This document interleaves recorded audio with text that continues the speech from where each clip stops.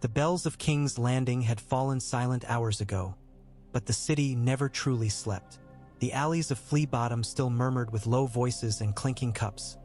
Somewhere a dog barked at nothing, hackles raised at a chill in the air it could not name. Above the warren of roofs and chimneys, the Red Keep rose like a jagged crown, its towers cutting at the clouds that smothered the moon. The Blackwater Bay beyond was a black mirror, barely catching the copper glints of torchlight along the quays. No wind moved the banners on the walls, yet the stone itself seemed to breathe, as though something deep beneath it was drawing in a long, slow breath. In the depths below the Red Keep, the air was thick and close and tasted of dust, old stone, and the faint, acrid memory of smoke. Rats scurried along ledges worn smooth by centuries of unseen feet, and cobwebs hung like pale banners in forgotten corridors. Here, where most men of the court never walked, there were no fine rushes or perfumed braziers, only the heavy smell of earth and the iron sweetness of old blood that had soaked into the rock long ago. A single lantern bobbed in the darkness, the flame inside shuddering as it descended with its bearer down steps carved when the Targaryens still spoke High Valyrian as easily as the common tongue. Each step echoed hollowly, as though he were treading on the ribs of some titanic corpse. The boy who carried the lantern had a smear of soot on his cheek and a scar along one knuckle where a drop of wildfire had kissed his skin weeks before. His name was Pate, for which he quietly cursed his parents, for there were too many Pates in the city already, and he longed to be anything but common. He wore the dark, stiff leathers of an acolyte of the Alchemist's Guild, and the weight of the clay jar he hugged to his chest made his arms ache. Within it, thick glass sloshed faintly. Wildfire did not move like common oil or water, but seemed to crawl and cling, eager for the smallest spark. Pate kept his eyes ahead, away from the shadows that seemed to lean toward him as he passed. "Faster, boy!" came Wisdom Helene's voice from below, thin and dry as old parchment. "The night does not wait for the slow, and her grace waits on us." Pate swallowed, nodding even though Helene could not see him yet. "Yes, Wisdom," he called down, his own voice swallowed by the stone. His boots slapped quicker against the steps, and the lantern threw wild, jerking shadows up the walls, twisting carvings and old Targaryen murals into leering faces. He had walked these passageways a dozen times, yet tonight they felt different, as if something vast and unseen was listening. The staircase ended in a long, low hallway, its ceiling arched like the inside of a ribcage. At its far end waited Helene, the Grand Master of the Alchemists. His yellow robes gathered around him like old curtains. Two other alchemists stood at his back, faces half hidden beneath their cowls, each holding a lantern nearly guttered from the long descent. Beyond them, a heavy door of iron-banded oak loomed, flanked by stone dragons whose eyes had once been set with rubies, long since pried out by long-dead hands. "You're late," Helene said mildly, though his pale eyes glittered with irritation. "Set it down, carefully." Pate lowered the clay jar onto the flagstones as if it were a sleeping infant. The jar was sealed at the mouth with thick wax stamped with the sigil of the guild, and even so, faint, unnatural light pulsed inside, casting greasy green across his fingers. The air around it was warmer, and there was a faint hiss, like breath drawn through teeth. Helene nodded once. "Good. That is the last of this batch. If her grace is satisfied, it will not be the last you carry." A ghost of a smile touched his mouth.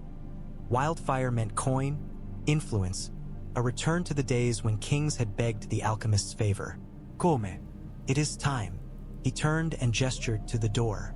One of the lesser alchemists moved to it, withdrawing a ring of keys so large it seemed to drag at his belt. The iron hinges groaned as the door swung inward, exhaling a breath of air that smelled of age and bone. The skull of Balerion the Black Dread filled the chamber like a dark moon fallen to earth. It rested upon a massive stone plinth, its jaw half open as if in an eternal, soundless roar. The vault above had been built to accommodate its size, high enough that the topmost curve of bone almost brushed the ceiling. Iron sconces ringed the dais, each bearing a torch that spat and crackled. the flames throwing orange light across the stained and pitted bone. In the hollows of the eye sockets, shadow pooled so deeply that Pate had the uneasy sense of staring down into twin wells. He had seen the skull before, but each time it struck him anew, like the first blow of a cudgel. Balerion had once flown over a Westeros that had never heard the names Baratheon or Lannister, spitting fire upon armies and castles until all bent the knee. Now all that remained was this shell, stripped of flesh and scale, its teeth still sharp enough to gut a man. It was wrong, Pate thought suddenly, that something so great could be reduced to a trophy in a dark room, visited only by dust and old men in yellow. Haelin stood before the skull and bowed his head, as if before a king. "Behold," he murmured, almost to himself, "the might that built the realm we now sell fire to defend." His voice echoed up into the vault, returning softer. He gestured sharply, and the other alchemists moved in, carrying small vials and tools wrapped in cloth. "Tonight, we test a new mixture, stronger, purer. The Queen desires it. The Hand demands it. Stannis Baratheon has ships, and ships burn."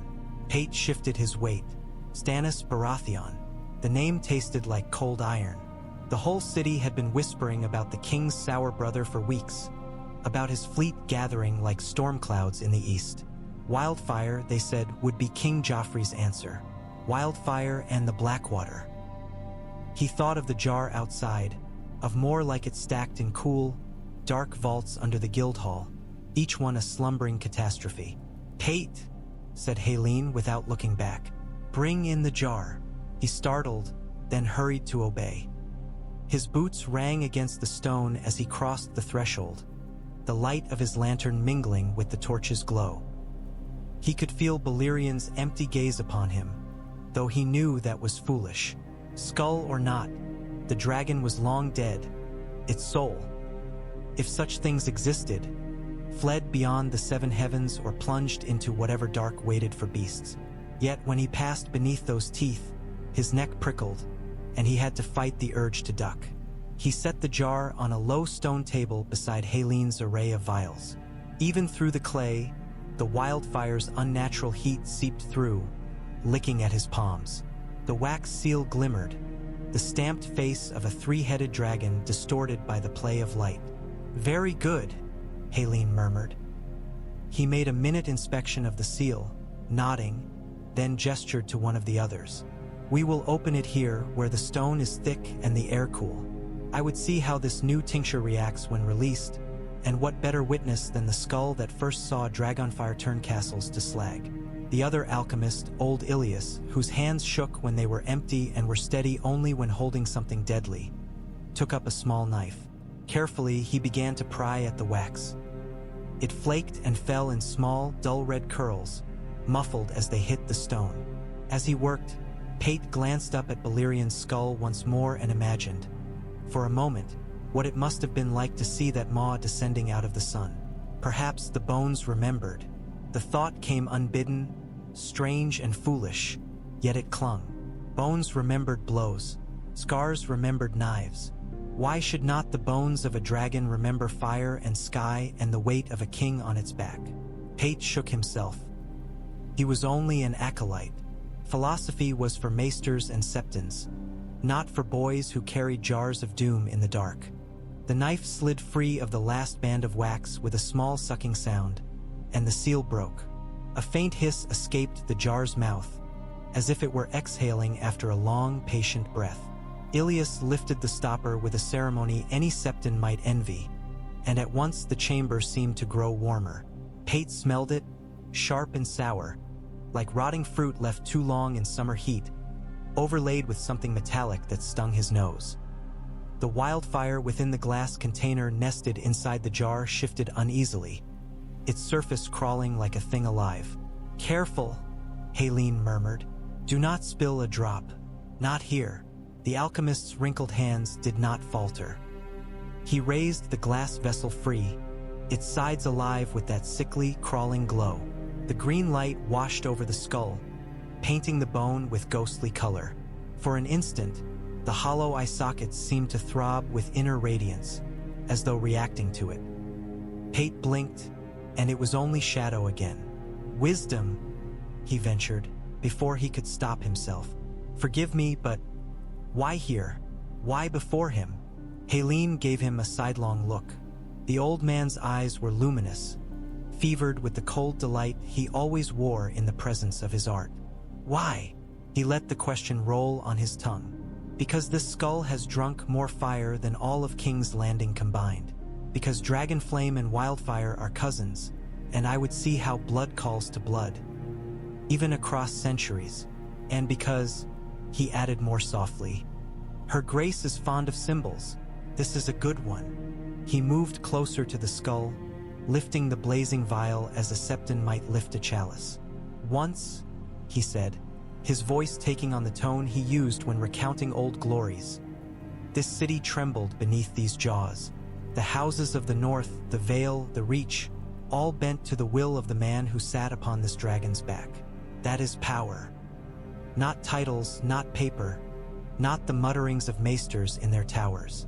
Fire and fear. She understands that our Queen Cersei Lannister," Pate thought, and the shape of her name in his mind made his throat tighten. He had seen her only from a distance, a flash of gold hair, a glint of emerald in the sun, but even that glimpse had etched itself into his memory. There was no softness in her, or so the servants whispered. Perhaps that was what it took to sit where the Dragon Lords once sat. "Begin the mixture," Helene commanded, and the moment for questions passed. They worked with practiced efficiency. Ilias poured a measured trickle of the old Wildfire into a stone basin carved with Valyrian glyphs along its rim. Each groove filled long ago with silver now blackened by time. Another alchemist uncorked a thin vial of something dark and viscous, the latest distillation from the guild's furnaces. Drop by drop, he added it to the basin, murmuring a half-prayer, half-formula under his breath. The glow shifted, deepening to a richer, more menacing hue. Pate hovered at the edge of the circle of light, watching. Sweat prickled under his arms despite the subterranean chill. The air seemed thicker with each passing heartbeat, pressing against his lungs. Somewhere far above, King's Landing's countless inhabitants slept, argued, drank, whored. None of them knew that beneath their beds and taverns and temples, a handful of men were coaxing new shapes from an old and merciless flame. As the last drops of the tincture fell, the mixture steadied. The surface of the Wildfire in the basin went strangely smooth, like the skin of a pond at dusk. Then, slowly, curls of emerald vapor began to rise, languid and sinuous as smoke from incense. They did not disperse. Instead, they coiled upward, toward the skull. "Do you see?" Helene whispered, his voice thin with wonder. "It seeks something." Pate saw. The vapor reached for Balerion's jawbone, brushed it, then pulled back as if tasting. For an instant, faint green lines traced themselves along the ancient fissures in the bone, like rivers on a map. Then they faded.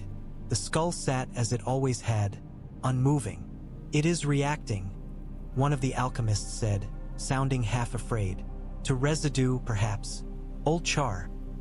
Or old memories," Helene said softly, almost to himself. "We are all only the sum of what burned us." The experiment did not end in catastrophe, as Pate had half feared.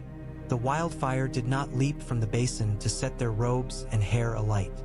No torrent of green flame surged to swallow the skull and bring the red keep down around their ears.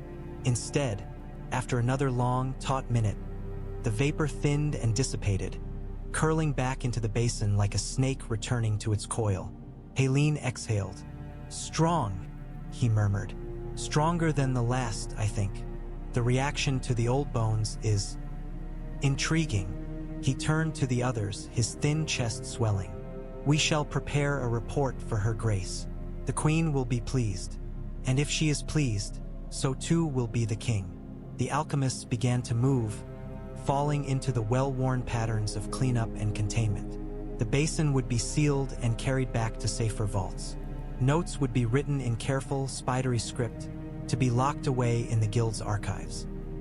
For all the menace of what they handled, it had the air of ritual, of something they had done 100 times in 100 different chambers. Yet Pate could not shake the feeling that something had shifted. The air still felt heavy, as if waiting.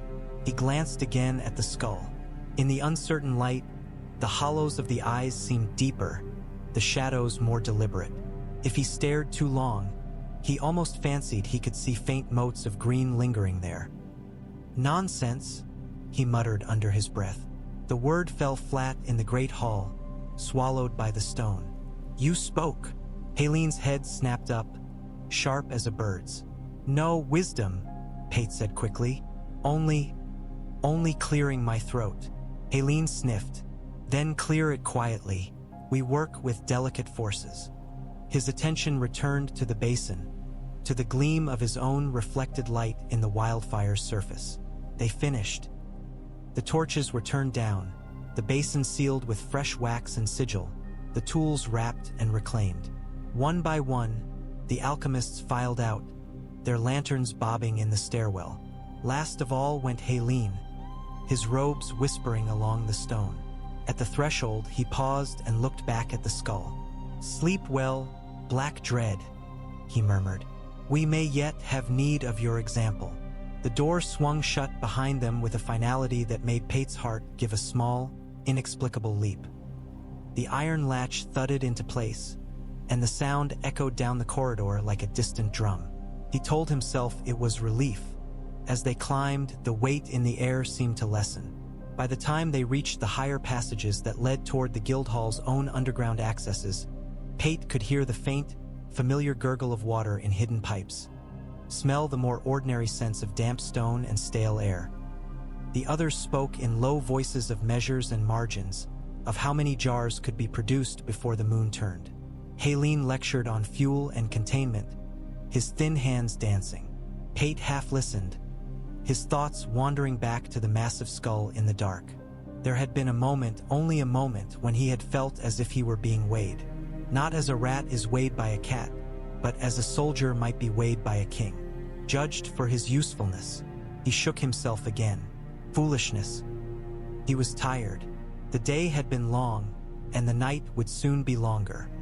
For a time after the last footstep faded, only silence reigned in the skull room. The torches guttered, their flames shrinking as their oil burned low. In the dimming light, the hall's carved dragons and faded Targaryen sigils seemed to retreat into the stone.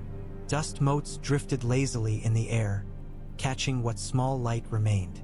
Balerion's skull sat as it had sat for years upon years, perhaps longer than any living man in the city had been alive. It had witnessed the crowning of kings and the downfall of dynasties, though those scenes had long since moved away from its hollow gaze to the bright halls above. It was a relic, an echo, bone and nothing more, yet where the emerald vapor had touched, something clung. In the fissures along the jaw and the hairline cracks near the base of the horns, a faint residue of wildfire remained, too fine to see, too thin to mark. It seeped, drawn by capillary hunger, tracing the old fractures that time and the dragon's last death throes had carved. It wormed its way deeper into the bone, sinking into pores that had once been filled with the blood of a creature larger than any ship in the harbor. Far above, the red keep shifted and creaked as it always did in the cool small hours. In Maegor's holdfast, Queen Cersei Lannister lay awake, staring at the darkness and listening to the quiet breathing of her youngest son. In another tower, Tyrion Lannister pored over maps of the river, a cup of wine untouched at his elbow as his mismatched eyes traced currents and depths. Guards yawned at their posts. Servants snored in narrow hammocks. Deep below them, a different sort of movement began. The wildfire's essence met old char in the marrow of the bone. Ancient scorch left from the days when this skull had crowned a living body that belched true dragon flame.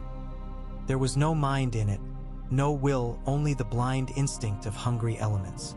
But fire, in all its forms, remembers heat. It remembers shape. In the hollows behind the eye sockets, where the bone curved just so, some of that lingering scorch stirred. A single ember, so faint it might have been sheer fancy, glowed. If anyone had stood in the chamber then, if anyone had braved the suffocating dark and the oppressive stillness, they might have doubted their own senses. The ember was no bigger than the eye of a flea, nestled deep in shadow, pulsed once, like the first heartbeat of a child. Then again, the torch nearest the skull sputtered and went out, its wick consumed. Smoke curled upward, gray on black. The remaining torches dimmed further, their light beaten back by a shadow that seemed suddenly more deliberate, less like the absence of light and more like the presence of something waiting. The ember behind the right eye socket pulsed a third time, brighter. No one saw it. No one heard the faintest of sounds, as of some distant, unimaginable weight shifting against stone. The skull did not move. To any observer, it would have seemed as it always had been. Only a relic, only bone. Cersei Lannister did not dream often anymore. When she closed her eyes, she saw too much. Not visions from gods or prophecies whispered by dead woods witches, but memories, sharp and unpleasant. Her father's disapproving gaze, Robert's drunken fumbling, her children, threatened and fragile in a world that cared nothing for their blood unless it could spill it on a banner. Tonight, she had not yet slept at all. She sat on the edge of her bed in Maegor's holdfast, a thin robe thrown over her nightshift, her bare feet resting on a rug from Myr. Tommen lay sprawled under the covers to her left, a soft snore escaping his lips now and then. In the adjoining chamber, Ser Marentrant kept watch, his armor off but his sword in reach. The candles had burned down to stubs, leaving only the chalk-pale light of a veiled moon to trace the outlines of the canopy and the carved lions on the bedposts. Her mind refused to be quiet. It skittered from thought to thought like a mouse in a pantry. Stannis, his fleet, Tyrion's endless, needling counsels, the dwindling casks of good wine in the cellars, her father's marching columns far away, always the same conclusion. She was alone, in truth, save for the children. Men spoke of kings and hands and lords, but queens were the ones who watched at night, counting what they could not afford to lose. She dragged her fingers through her hair and exhaled, long and slow. Then the bed moved. It was a subtle thing. The rug did not twitch, the canopy did not sway. But Cersei felt a tremor pass through the posts up into the mattress, a faint, rolling motion like the aftertaste of a distant thunderclap.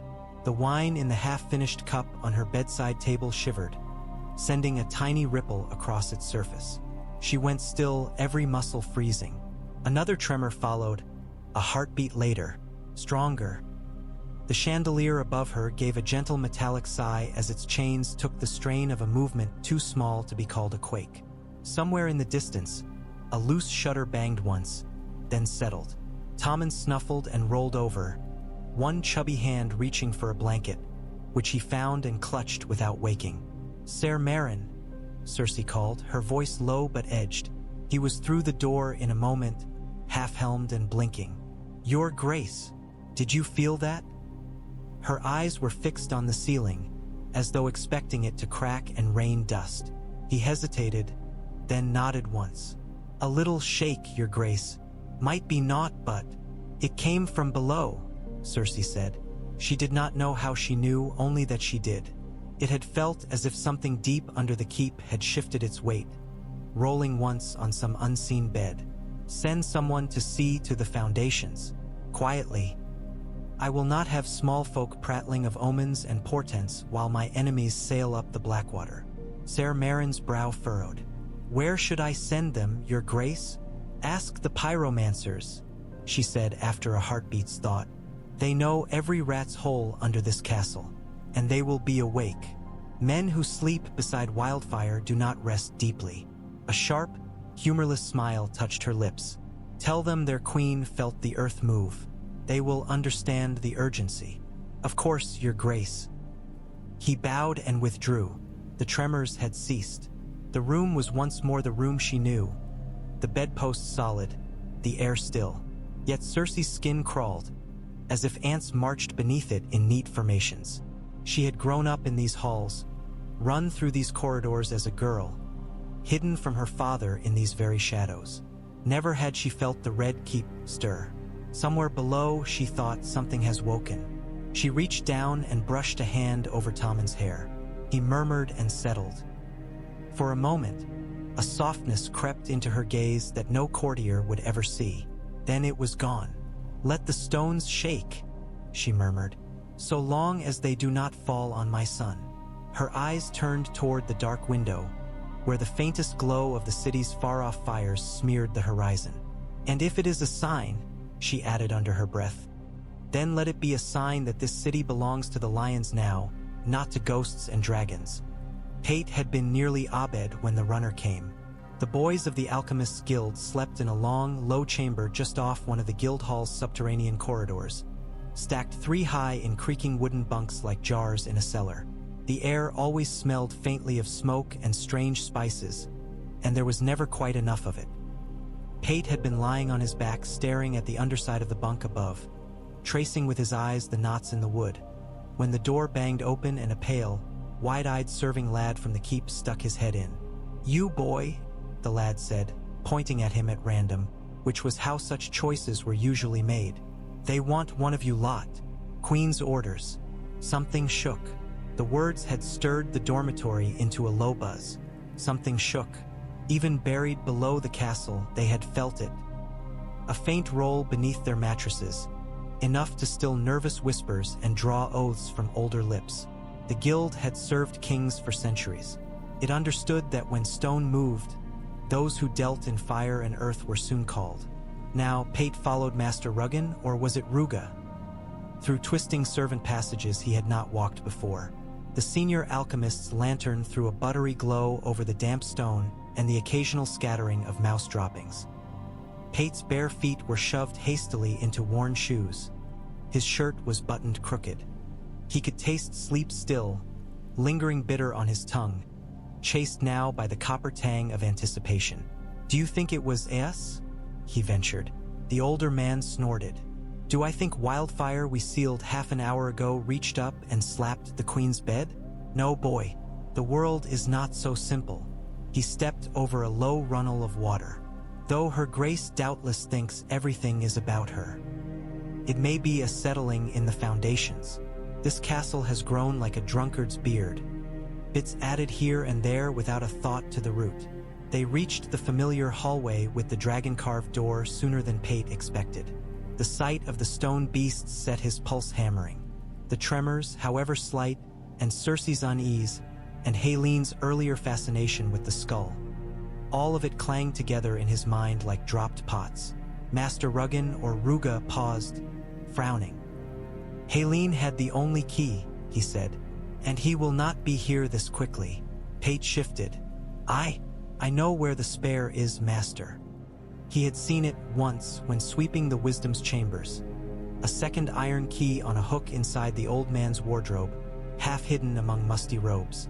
At the time, he had thought nothing of it beyond the idle, dangerous curiosity of any boy presented with a forbidden thing. The alchemist eyed him. "Do you now? And you did not think to mention this when we came down here earlier?" "You did not ask," Pate said, then wished he had bitten his tongue. The man barked a laugh. "Fair. Go and fetch it. Then, before the Queen's man comes down here breathing fire of his own." Pate ran. The corridors blurred.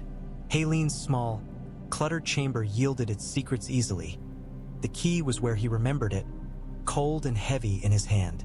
When he returned, chest-heaving, Master Ruga, took it and turned it in the lock. The door swung inward. The lantern's light rolled into the skull room, weak against its breadth. At first glance, nothing had changed. The skull loomed.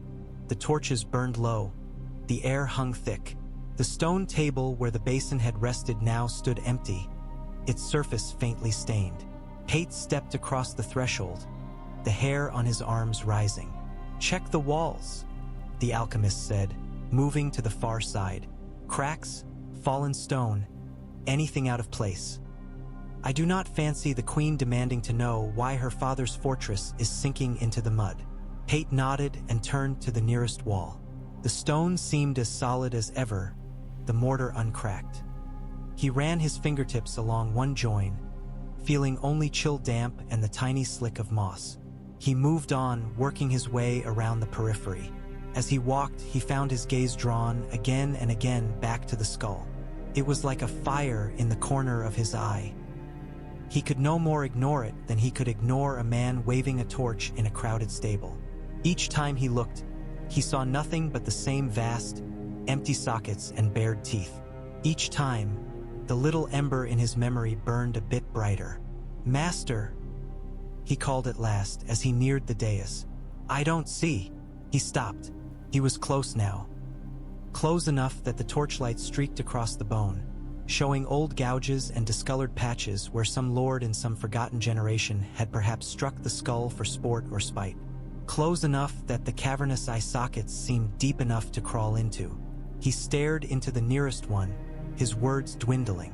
For an instant he saw a glimmer, not torchlight, not reflection. A faint, dull red deep within, as if somewhere far behind the visible surface of bone, a coal was smoldering. He did not breathe. His heart stopped, hung, then slammed back into motion with a force that seemed to shake his ribs. The ember winked once, as though acknowledging his attention, then steadied. He felt, absurdly, as if he had caught someone staring at him from behind a screen. "Master," Pate whispered. Even his own voice felt too loud. "What?" The older alchemist was on the far side of the skull, his lantern held up to inspect a join where wall met floor. "Did you find a crack?" "I?" How could he explain it? "There's something in the eye." A moment of silence, then footsteps, the tap of leather on stone. The lantern's glow bobbed around the curve of the skull, growing brighter. Pate did not take his gaze from the ember. If he looked away, he feared it would vanish, and he would stand revealed as a fool staring into shadows. Master Ruga, came to stand beside him, raising the lantern. He broke off. They stood shoulder to shoulder, separated only by the breadth of a boy's fear and a man's skepticism. The lantern shed its yellow light directly into the hollow. Shadows jumped and receded. Bone glimmered. For a heartbeat, the ember was drowned. Then slowly it returned. A pinprick of red, deep, deep within, like the last coal in a banked hearth, refusing to die. The alchemist's fingers tightened on the lantern's handle. "By the 7, he muttered. "That's no reflection." Pate felt something cold and sharp twist in his gut. "Master, what is it?" "How should I know?"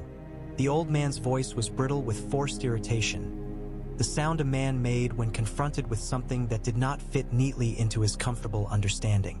Perhaps some trick of Helene's, a bit of alchemical nonsense he neglected to mention. His words trailed off. Worldwide knowledge of alchemy did not offer many precedents for embers in dragon skulls. The ember brightened, faint but unmistakable. Pate felt heat on his face, as if from a candle held too close. The air around them seemed to thicken again, pressing inward. "We should tell the wisdom," Pate said. "Yes." The lantern bobbed, then steadied. "Yes, we should. We will seal this room again and fetch him. He can decide whether the queen is to be troubled with this curiosity."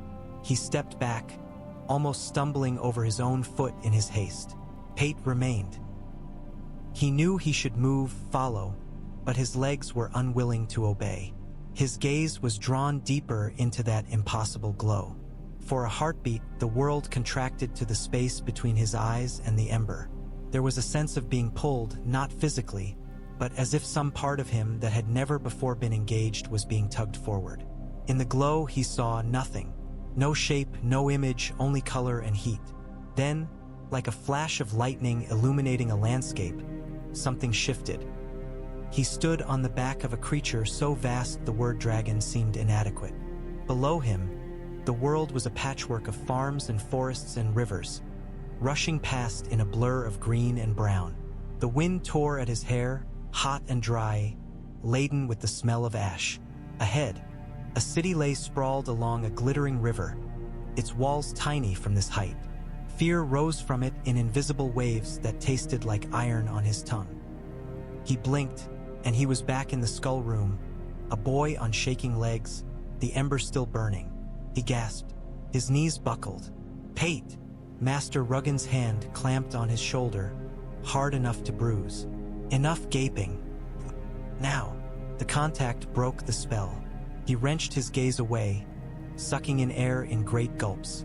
The room seemed colder, though the ember's heat had not faded. "Yes, master," he whispered, his voice raw. They backed away together, as if from the edge of a cliff.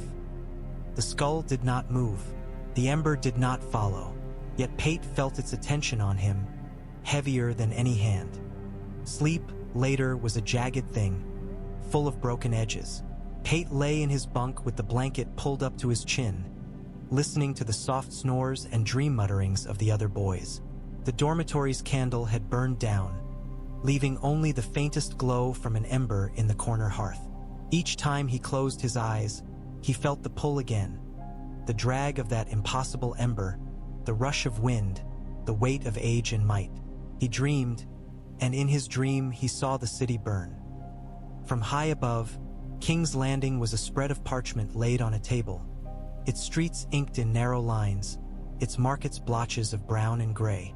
The Red Keep crowned it, a smear of red wax atop a hill. The black water glittered, deceptively placid.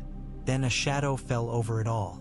Not he, someone greater and yet intimately familiar, sat in a saddle of blackened steel and leather, the heat of the vast body beneath him radiating through the plates of his armor. His hair streamed behind him, pale as forged silver, his eyes narrowed against the wind. In his right hand, he held a sword that had tasted royal blood and peasant blood alike, its edge keen as judgment. His left hand gripped a rein that was hardly needed. The beast beneath him was his will made flesh.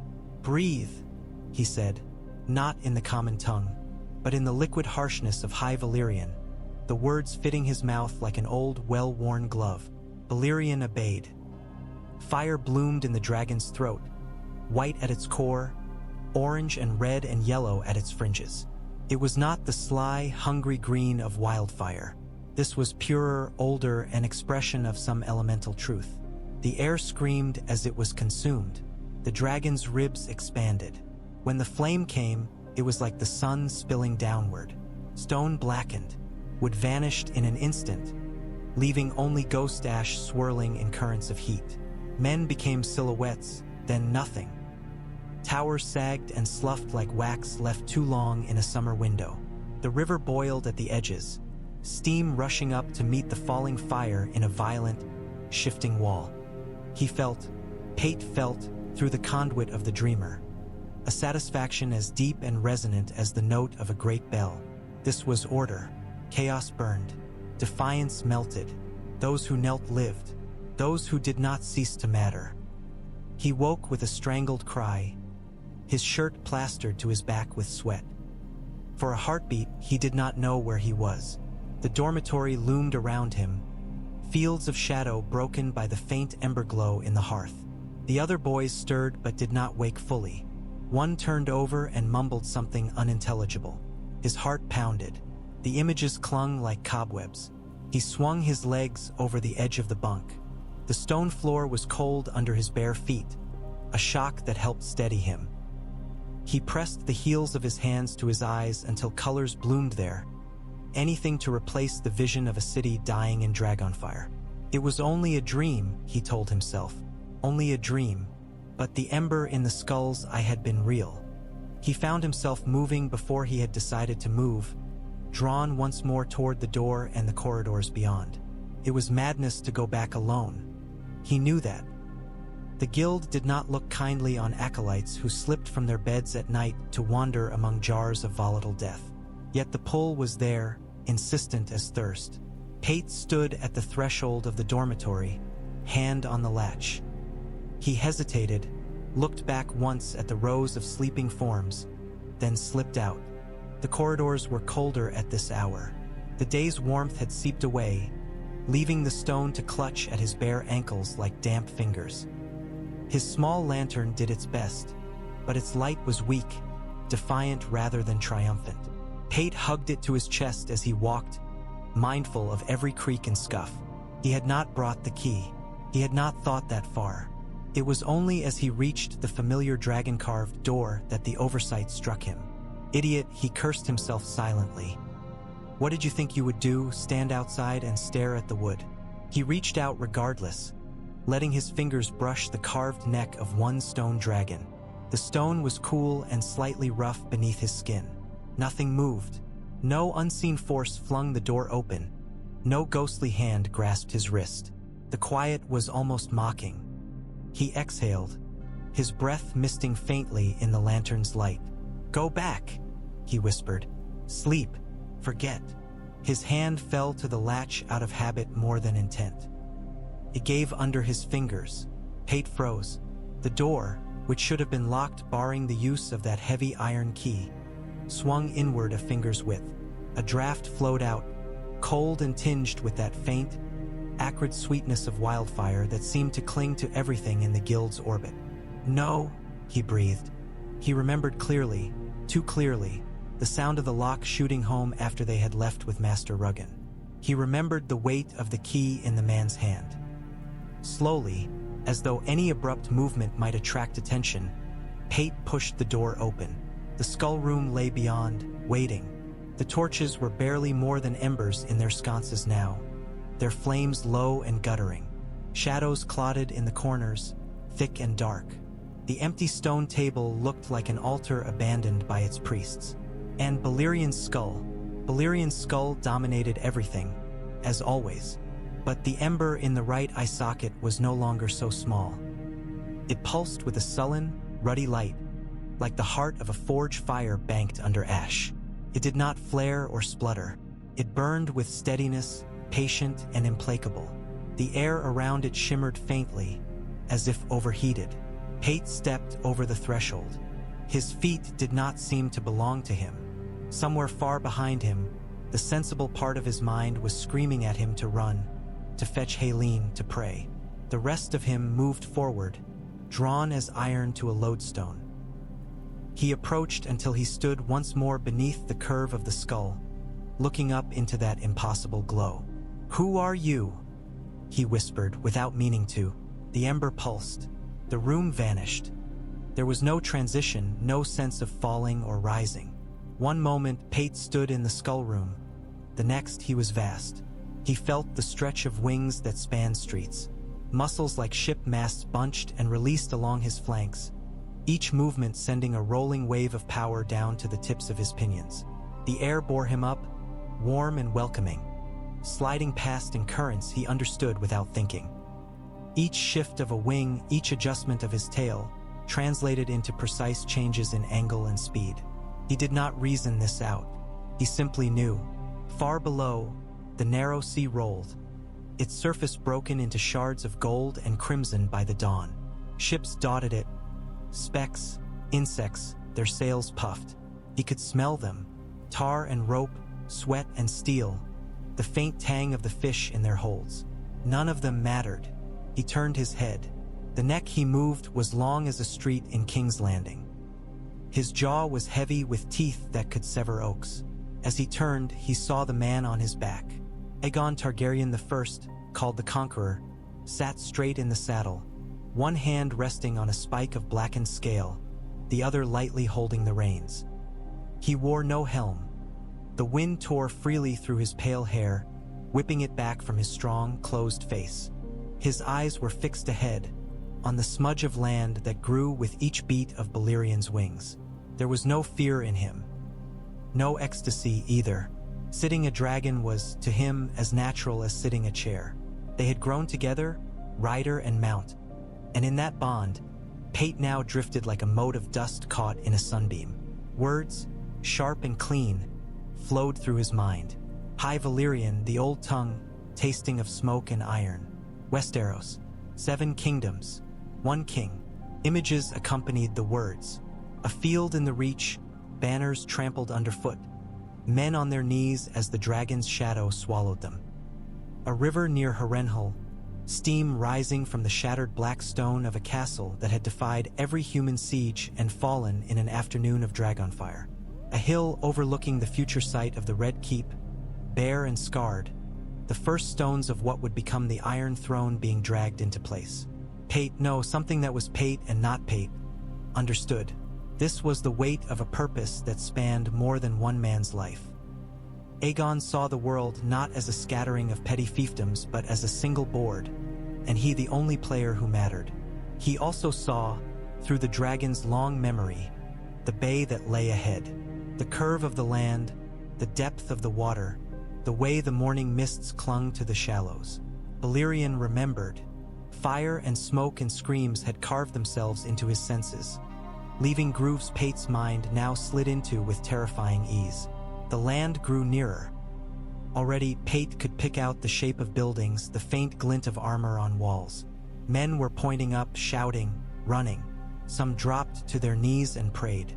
Others loaded bows that would never reach. Aegon raised his hand. The command pulsed down the reins. Pate felt the first draw of breath. The furnace in his chest opened, hunger yawning. "Burn," Aegon said.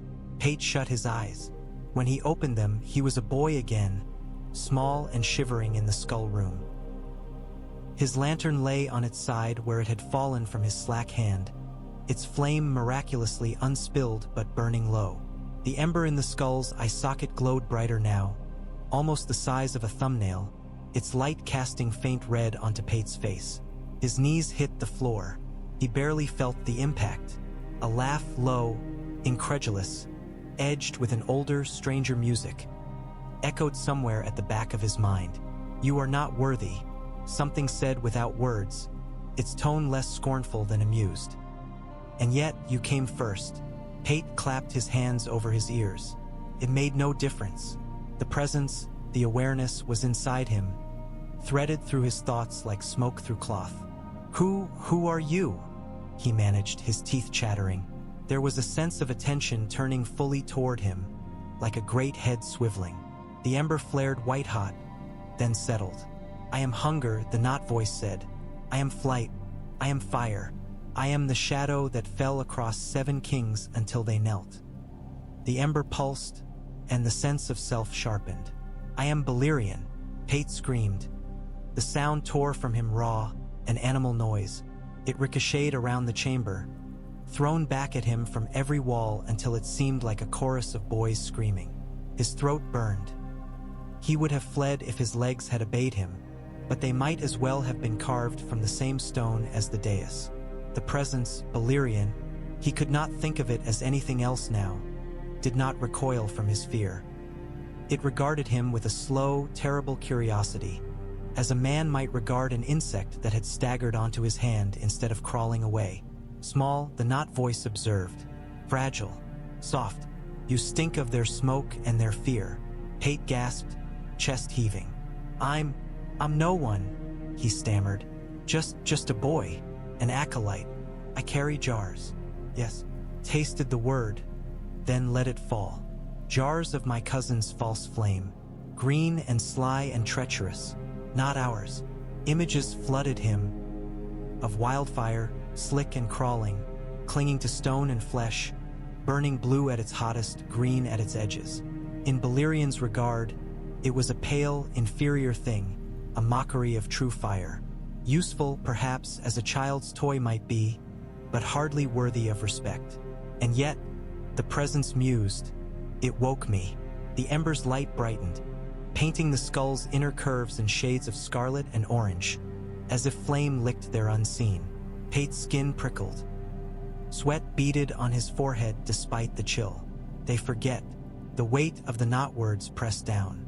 They hang bones in darkness and crown soft men and call themselves lords of fire. They lay claim to a throne forged in my breath and do not remember my name. Pate thought of the Iron Throne, or at least the stories of it. He had never seen it with his own eyes, but he had heard descriptions. A monstrosity of twisted blades and jagged edges, uncomfortable by design. A throne meant to remind its occupant of the sharpness of power. Forged, so every bard said, in the breath of Balerion the Black Dread at Aegon's command. "You're dead?" Pate whispered. The words scraped raw from his throat. Some desperate part of him clutched at that. "Dead and gone. It's just your skull. Just bone. Dead." The word was strange in that vast mind. Pause followed, heavy with consideration. "I remember the last sky," Balerion said at last. "I remember the last scream. the final note of pain as flesh failed and bone remained. I remember the dark. Another pause, longer. The ember dimmed, then flared. But now I remember breath. Pate shuddered. What do you want? The question felt ridiculous as soon as it left his mouth. What could a thing like this want that a boy could comprehend? Yet the presence considered. Want. There was hunger, always. There was the instinct to rise, to fly, to burn. There was an old bond, frayed but not severed, between dragon and rider, between power and purpose. Aegon, the not voice murmured, and Pate felt the weight of that name as he never had before.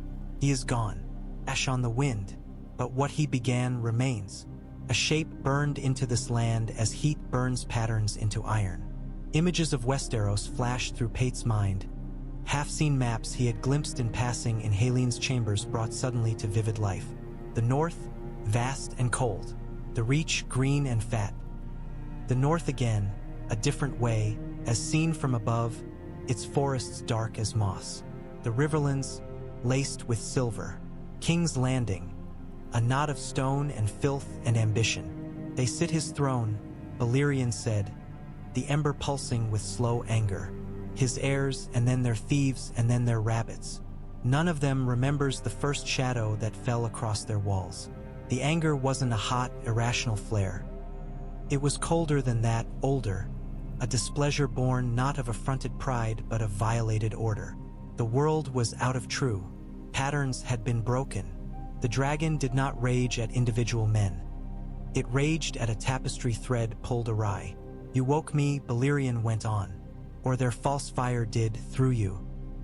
He tasted the boy's fear again, then something else, curiosity, that small spark of stubbornness that had drawn Pate back to the skull room despite every sane instinct. You are first. First what? Pate whispered. First eyes, first ears, first tongue, perhaps. The idea turned Pate's stomach. I'm no one, he repeated. You need kings, lords, riders. He could barely sit a mule without falling off. He imagined himself on the back of that vast body, and the thought made him dizzy with terror. A faint amusement pulsed through the ember. Riders are made, not hatched, the not voice said, and even kings begin as squalling things. Pate shook his head, tears pricking at the corners of his eyes. He thought of his mother, far away in some nameless alley, scrubbing clothes until her knuckles bled. Of his father, whom he barely remembered beyond the smell of ale. Of the accidents that had brought him to the Alchemist's Guild instead of the City Watch or some cobbler's bench. The idea that something vast and ancient might choose him, of all people, was so absurd it was almost offensive. I can't, he said. Perhaps. The ember dimmed slightly. The pressure in his skull eased. Just a fraction. Go then, Balerion said. For now, crawl back to your straw. Tell no one. You are small. Your words would break in their ears like waves on rock. But you will come again. It was not a question. You don't know that, Pate whispered, though even as he spoke, he knew it for a lie. The pull was still there, a thread sunk deep. Another echo of that not laugh, deeper this time. I woke because the world shakes, the dragon said. Ships gather. Men whisper in dark corners. Fire is coaxed from old secrets. The board stirs. The rider is gone. But the game is not. The ember flared, bright enough that Pate threw up his hands to shield his eyes. When his vision cleared, the light was gone. The skull sat as it always had, empty-eyed and silent. No glow shone in its hollows. The air was merely air, cold and faintly tinged with smoke. Pate's lantern guttered on its side, guttering but unbroken. His own breath roared in his ears. He scrambled to his feet, grabbed the lantern, and ran. He did not remember closing the door behind him, but it must have happened, for when, long minutes later, he collapsed against the wall of the dormitory with his lungs burning, the skull room's threshold lay far behind, sealed once more. Inside, in the dark, something that had slept for centuries flexed the smallest fragment of itself. Bone creaked, not enough to be heard, not yet, but enough, perhaps, that the next tremor the queen felt would not be so easily dismissed. The sea clawed at Dragonstone as if it hated the island. Waves crashed in endless ranks against the black basalt cliffs, flinging up plumes of white spray that the wind seized and hurled back in ragged sheets. The sky was a ceiling of bruised cloud, lit from within by the fitful glare of lightning. Thunder rolled around the jagged spires of the castle, echoing off carved dragons that hunched and coiled along its walls, their stone muzzles snarling at the storm as if in challenge. In calmer times, Dragonstone brooded. Tonight it seethed. Smoke bled from narrow vents in the mountain's flanks, pale threads by day that were now hardly visible against the clouds. The air over the island had a taste sour and metallic, with the faint tang of brimstone. Men who had lived there long swore the island breathed. Newcomers laughed until their first sleepless night, when they lay awake hearing the faint, distant grind and groan of stone beneath stone, as if something immense turned in its sleep deep below. Within the stone drum, Dragonstone's central keep, the wind's howl diminished to a muffled moan. Thick walls drank the storm's fury and gave back only a dull, constant shudder. Tapestries scarcely stirred in corridors lit by smoky torches. Guards moved through the gloom with their cloaks wrapped tight, boots ringing on black stone floors, their breath steaming faintly in the chill air. The lord of this grim seat stalked its upper halls like a storm given flesh. Stannis Baratheon wore no crown as he passed his men, only a dark, plain doublet and a face carved in disapproval. His shadow leapt along the walls, long and sharp. Behind him came Davos Seaworth, the stump of his missing fingers tucked into his sleeve, his steps quiet, his eyes wary. "You and your red woman," Stannis said without preamble, his voice clipped and hard. "She burns idols, she burns leeches. She would burn half the bloody world if I let her. Now you tell me she wants the lower chambers again, in the middle of a storm." Davos swallowed. His throat was dry. The air of the keep always seemed to leach moisture from a man. "She says the night is full of meaning, your grace, that the fires speak loudest when the sea is loud as well." The fires? Stannis's mouth twisted. The fires have told her 100 times that I am a king. I did not need flames to know that. I need ships, swords, and men who do not quake at shadow stories. Davos did not answer. He had seen enough in the crypt-dark corners of the castle to know that some shadow stories were truer than any that wore the noon sun. The memory of a dark shape uncoiling from a woman's body, all teeth and hate, still woke him sometimes in the small hours. "Where is she?" Stannis demanded. "In the lower hall, your grace, near the old Valyrian chambers." "She asked not to be disturbed." Stannis snorted. "She asks much." He turned away, cloak snapping. "Let her have her fires, then. If her god means to give me victory, he had best be about it. The Lannisters will not wait politely while she coos over embers." His strides carried him along the corridor and out of sight, toward the war room and the painted table where Westeros lay carved in wood beneath his hands. Davos watched him go, then turned in the other direction, toward the stair that led down. Melisandre of Asshai had not asked for him, but Davos had long since learned that when fires burned on Dragonstone, it was wise to know what shape their smoke might take. He descended. The air grew warmer with each turn of the stair. Not pleasant warmth, the soft heat of a hearth, but a harsh, dry breath that seemed to suck moisture from his skin. The stone under his soles changed subtly from the rough, time-worn black of the upper halls to something smoother, fused as if by intense flame. Here and there, the walls bore ridges and ripples that might once have been molten. Torches gave way to iron braziers set in alcoves.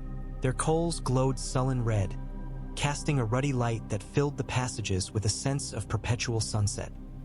Shadows moved strangely over the curved walls, like smoke under glass. He passed carvings. Dragons, as everywhere on Dragonstone, but older here, their lines less decorative, more primal. The faces were leaner, the eyes deeper cut, the suggestion of wings more abstract. Between them curled symbols he did not know, sharp-edged and flowing, that made his own eyes ache if he looked too long. At last the passage opened into a cavernous hall just large enough to hold a longship sideways. The ceiling arched high overhead, lost in darkness. The floor was not entirely level. It swelled and dipped in gentle waves, as if the rock had once been liquid and frozen mid-motion.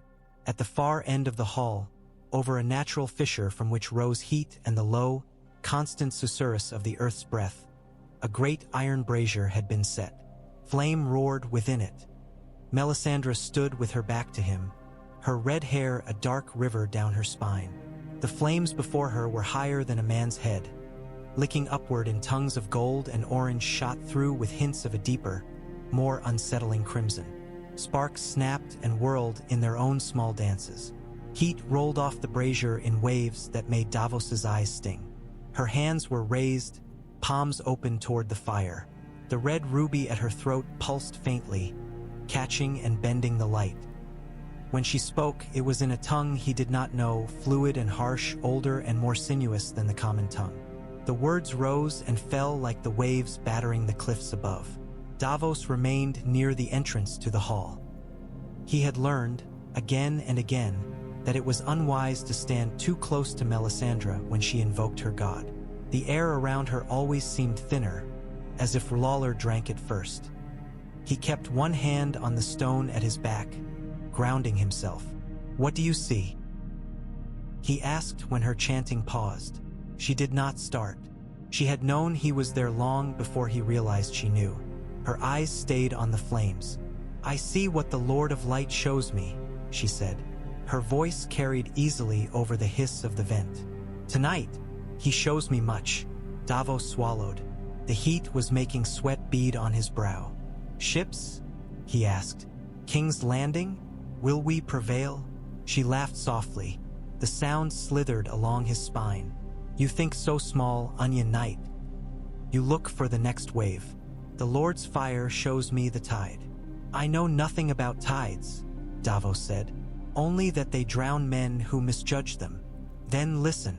Her hands lowered a fraction, fingers curling slightly, as if around something unseen. "The fire speaks of a shadow long past and not past. A name burned into stone, half forgotten. A dragon whose bones have slept under another king's seat. A crown forged in blood and flame, claimed, stolen, broken." He shifted. "Robert," he said, thinking of the usurper whose rebellion had toppled the Targaryens. "Robert Baratheon was a hammer swing," Melisandre said. "Loud, crude, brief. The fire shows me something older." Her pupils were wide, almost swallowing the pale blue of her eyes.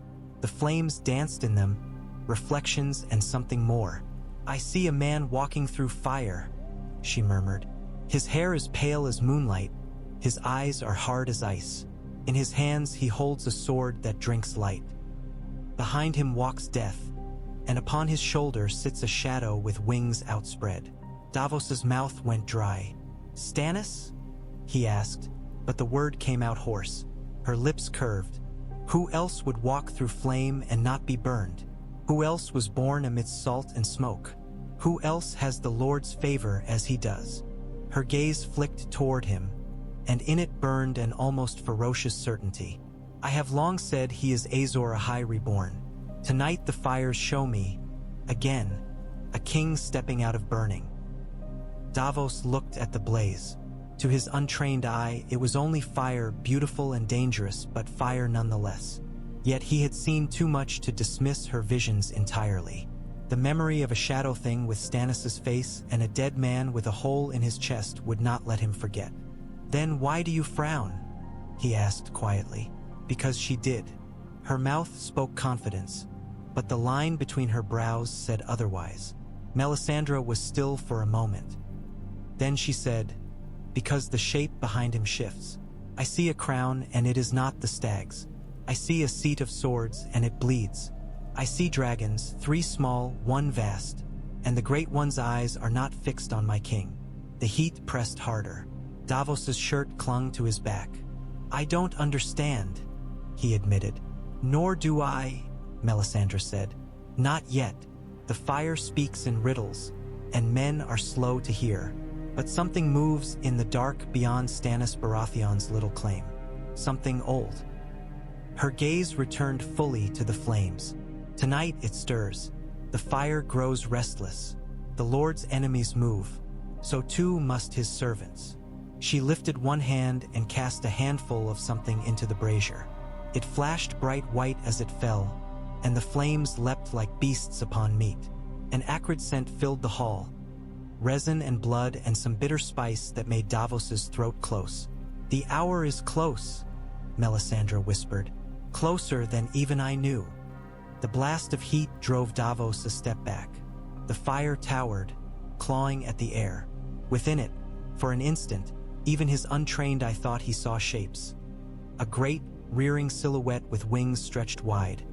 A smaller, upright figure striding through the blaze without burning. The impression was gone in a blink, swallowed by the shapeless dance of flame. "Leave me," Melisandre said. Her voice had gone low and taut, as if plucked like a string. "I must listen." Davos hesitated. "Your Grace." "I am not a queen," she said, still watching the fire. "Not yet." There was no longing in the statement, only bland certainty. "Go, Davos Seaworth. Tell your king that the night is full of signs. Tomorrow I will give him words, but tonight I must hear." He wanted to argue.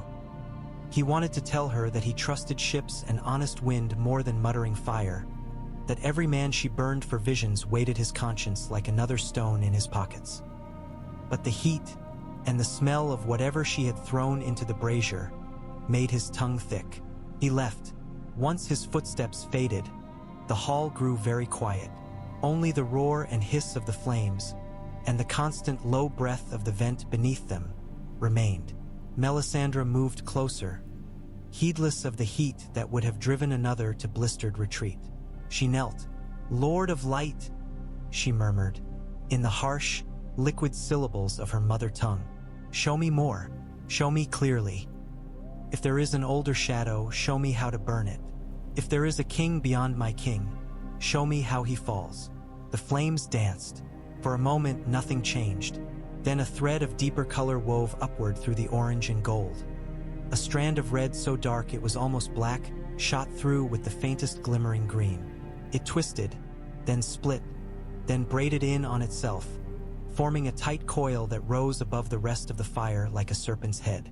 Melisandre's breath caught. The green startled her. It was wrong, the color of false fire. She had seen wildfire once and loathed it. It was a thing of alchemists and cowards, a crude mimicry of holy flame. To see that hue here in her god's domain was unsettling. The serpent of color rose higher.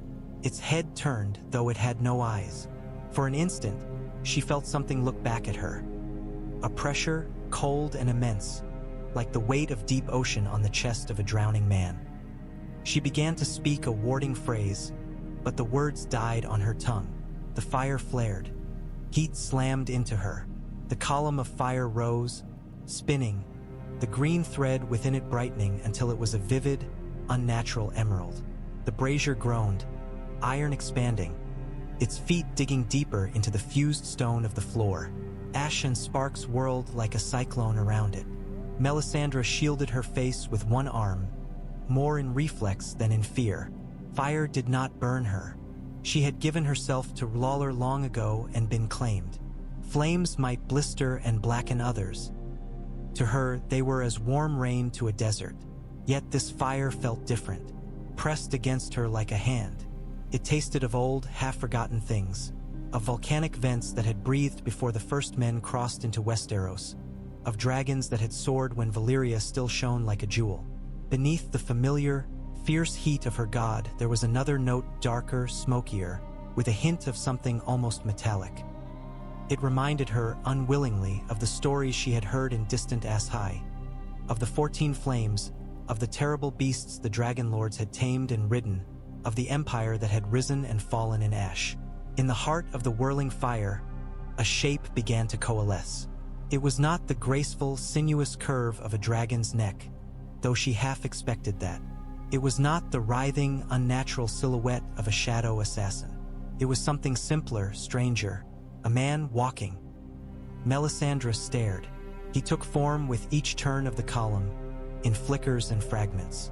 A shoulder here, broad and bare. A strand of pale hair there, lifted by the heat. The impression of a jaw strong and clean. He was naked or near enough. The fire clothed him in shifting red and gold, outlining the planes of muscle and bone. He stepped forward. The flames parted before him like a curtain. Melisandre's lips parted. Her heart hammered, an unfamiliar sensation.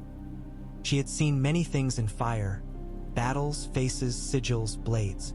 Never this. Never something that stepped from vision into stone. "Who are you?" she whispered in high Valyrian before she could stop herself.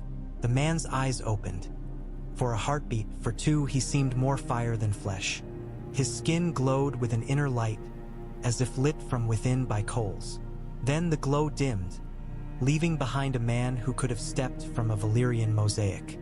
He was tall, though the brazier's pedestal elevated him further, lean rather than bulky, his muscles carved like lines in armor. His hair fell to his shoulders in straight, pale strands, the color of new-forged silver. His face was all sharp planes. High cheekbones, a straight nose, a square jaw. His eyes were wrong.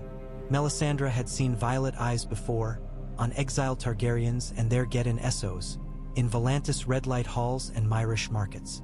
This man's eyes were paler than those. They were almost colorless, a shade between frost and clouded amethyst. Yet they burned with an intensity that made her feel, for a moment, like a moth before a too bright lamp. He looked around slowly, as if waking in a strange room. His gaze passed over the walls, the glowing glyphs, the fissure beneath the brazier, the scattered ashes. When it found her, it stopped. The weight of it hit her like a blow. He saw her, not as a supplicant or a priestess, but as a curiosity, as something small and perhaps useful. She had seen that look before, on kings surveying their banners, on lords choosing which men to expend. To feel it directed at herself was instructive. "Valyria," he said. The word came in the old language, thickened by disuse but clear, rolling from his tongue with absolute ownership. "This is not Valyria." His voice was deep, roughened by something older than age. It resonated in the bones of the floor. Melisandre gathered herself. "No," she answered in the same tongue. She had not used it in years, but it returned easily. "Valyria is ash and memory. This is Dragonstone in Westeros. Seat of..." He swayed. For the first time, his composure cracked. His hand went to his head, fingers digging into his temples. His eyes squeezed almost shut, as if he were seeing too much. Melisandre rose swiftly, drawn despite herself. "What do you feel?" she demanded. "What do you see?" He exhaled. The sound was like a bellows emptied. "Fire," he said. "Always fire. The first, the last." His hand dropped. He opened his eyes again. "What year is this?" The question was wrong. Men asked where. They rarely asked when. 199 years since Aegon V was crowned, Melisandre said slowly. "By the count of maesters." He stared at her. "Since Aegon," he laughed once. It was not a pleasant sound. They multiplied the name like coin. Melisandre's mind raced. "Who are you?" she asked again. "What shadow steps from the Lord's fire?" He straightened. "I am no shadow," he said. "I am Aegon Targaryen, first of my name, the dragon who crossed the narrow sea and bent 7 crowns into one. The man whose mount burned the swords for your cobbled throne." He spoke the words without flourish, as if stating that water was wet. Melisandre's heart stuttered. Aegon the Conqueror, the songs called him, tore off their wings, the Rhoynar named him. In Ashai, she had heard whispers of the Western Dragonlord who had fled the doom of Valyria and forged a new empire. To hear the selfsame voice in this cavern was impossible, she thought coldly.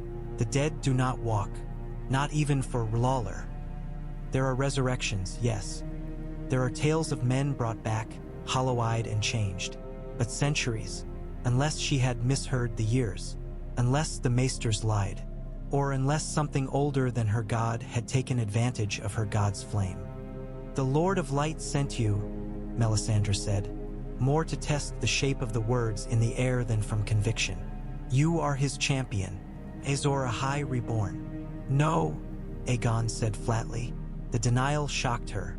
Men clutched at titles she offered them. They craved the assurance that their deeds meant more than themselves. Here stood a figure from legend made flesh, and he brushed aside the greatest mantle she knew as one might brush away a fly. "I am no one's champion but my own," he said. "And Balerion's."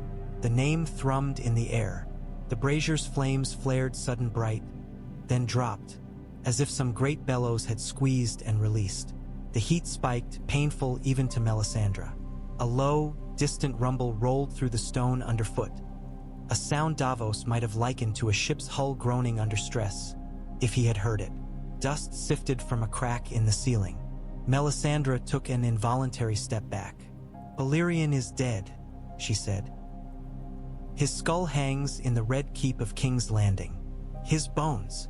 "Remember," Aegon interrupted. His gaze had gone distant, unfocused. "Stone remembers heat. Bone remembers sky." He inhaled, sharply. "He hears me." Melisandre's hand went to her ruby, fingers pressing against it as if to steady herself. The gem throbbed under her touch, faintly out of rhythm with her heart. Aegon's fingers flexed. The tips glowed briefly, as if embers smoldered beneath the nails. Then the light faded, leaving only pale skin. "You meddle with forces you do not understand, priestess," he said. There was no true censure in it, only statement. "You called for a king of fire. The world answered with one you had not expected." "You are not the king I seek," Melisandre said. Her voice surprised her by its steadiness. "Stannis Baratheon is a name I have never heard," Aegon said, and there was something like dark amusement in his eyes now. "And I have heard many. Bring him if you wish, or do not. It changes nothing." His gaze sharpened. "How long since my line held the throne?" "Your line fell near 20 years past," Melisandre said cautiously. "Robert Baratheon took the crown from Aerys the Mad." "Aerys." Aegon rolled the name on his tongue, tasting it.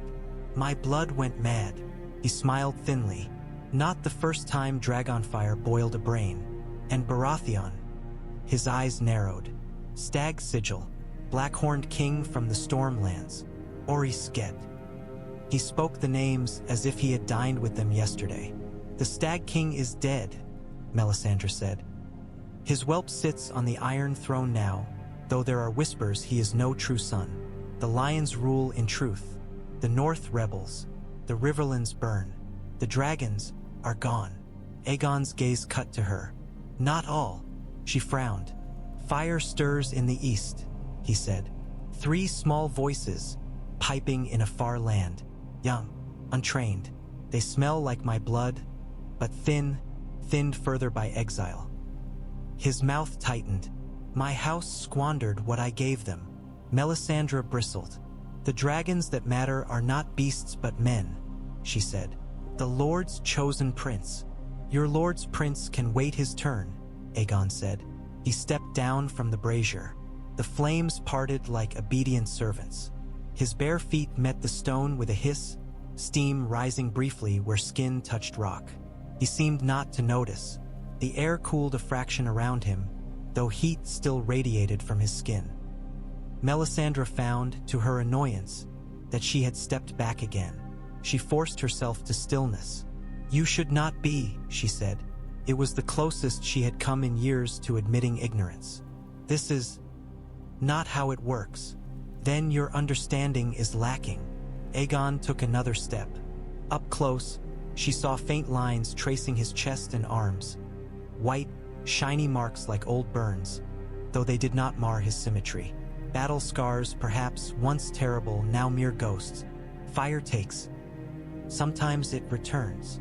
He swayed again. This time, when he stumbled, she moved instinctively, catching his arm. His skin seared her palm. She did not cry out. Pain lanced up her arm, bright and immediate. The ruby at her throat flared.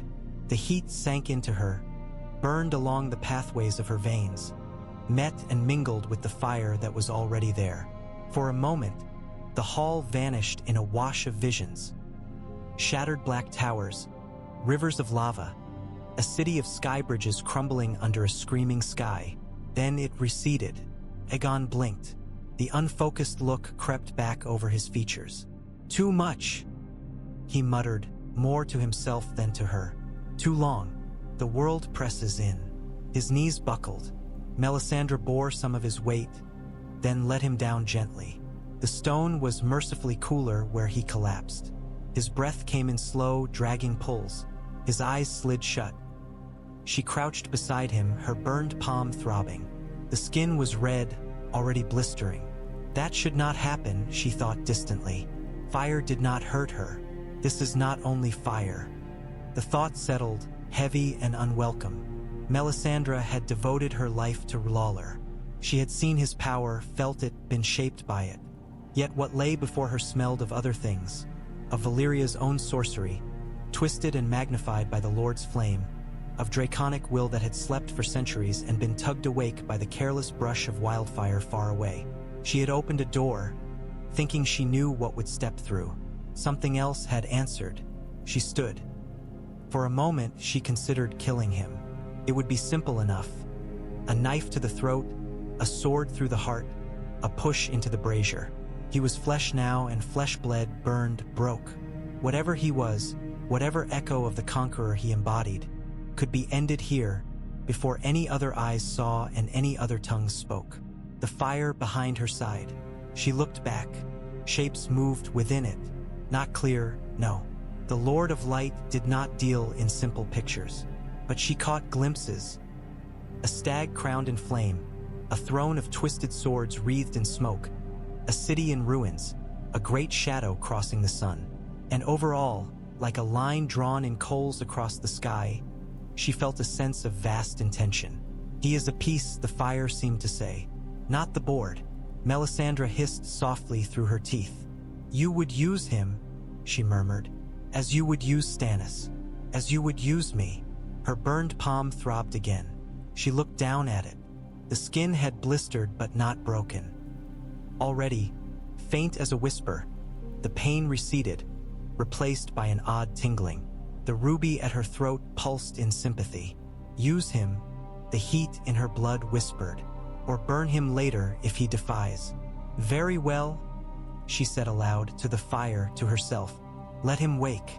Let him see what his legacy became. Let him hate it. Her lips curved, humorless. Hate is dry kindling. She raised her voice. Guards! The shout rang in the hall. It took long moments for footsteps to echo down the passage, heavy and hesitant. No one liked coming this deep into the mountain. Two of Stannis's household knights appeared in the doorway, the sheen of sweat on their faces from the warm air.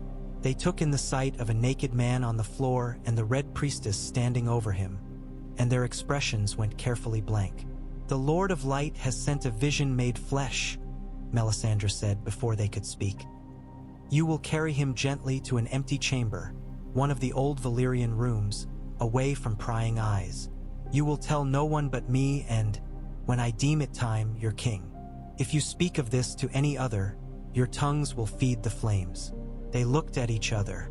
One swallowed visibly. The other, braver or more foolish, said, Who is he? A piece on the board, Melisandre said. Carry him. They did, grudgingly but carefully. Aegon's weight settled across their armored shoulders. Heat bled through the leather but did not blister. His head lolled, hair trailing like pale smoke. His chest rose and fell. Melisandre walked beside them, her mind already racing ahead. She would need to choose her words carefully when she brought this to Stannis. Too much, too soon, and he would see only a rival. Too little, and he might try to have the man killed out of sheer caution. Lawler's will is fire's will, she told herself. Fire does not argue with wood.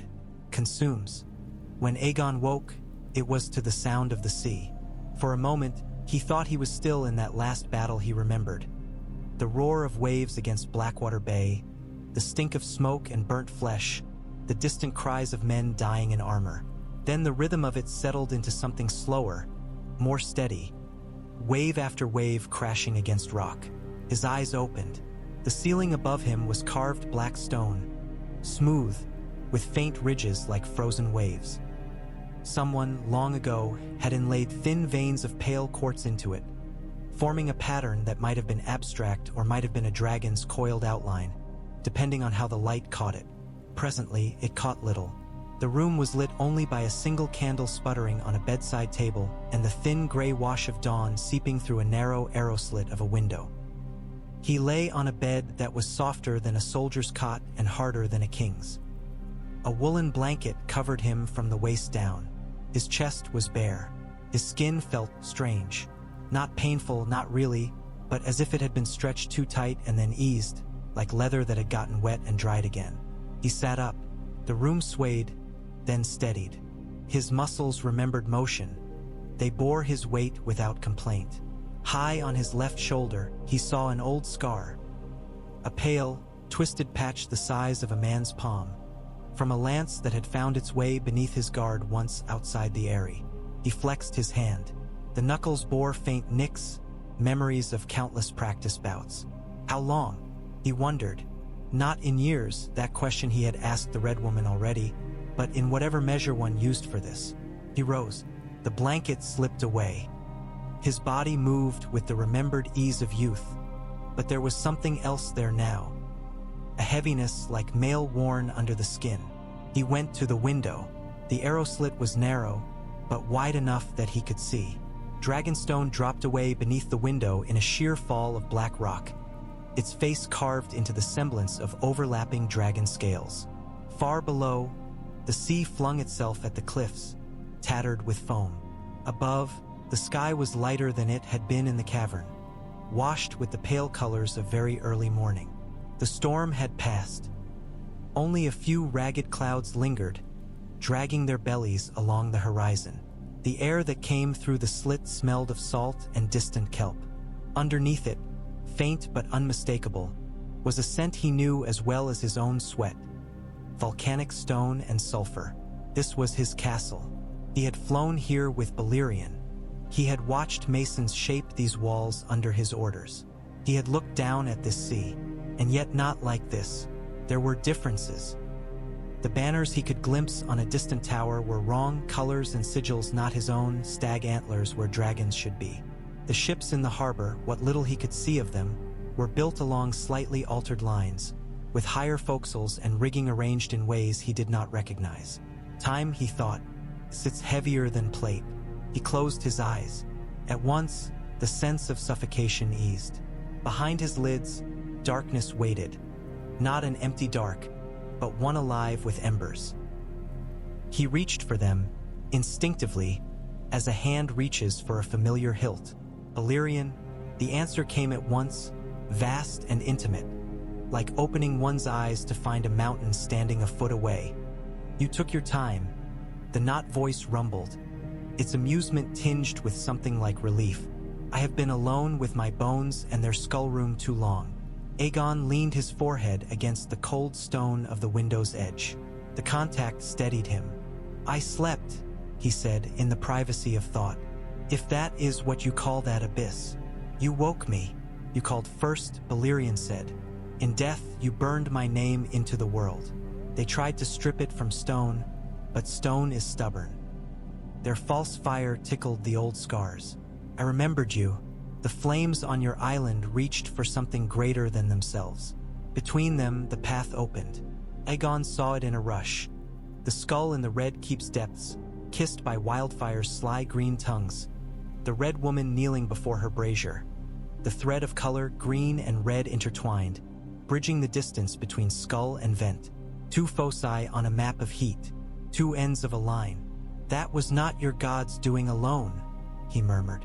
No. There was satisfaction in the word, and a faint, lingering resentment. They built their seat on my memory and forgot my name. Now they remember. Aegon's lips curved in something that might have been a smile, though it was more wolf than warmth. Good. He opened his eyes again. The room felt smaller now that his mind had been reminded of the spaces dragons inhabited. He turned away from the window, scanning his surroundings with a soldier's practicality. There was a narrow door to one side, heavy and iron-banded. A chair, plain. A small table with a clay pitcher and a single wooden cup. Someone had left a folded bundle of cloth at the foot of the bed. Clothes.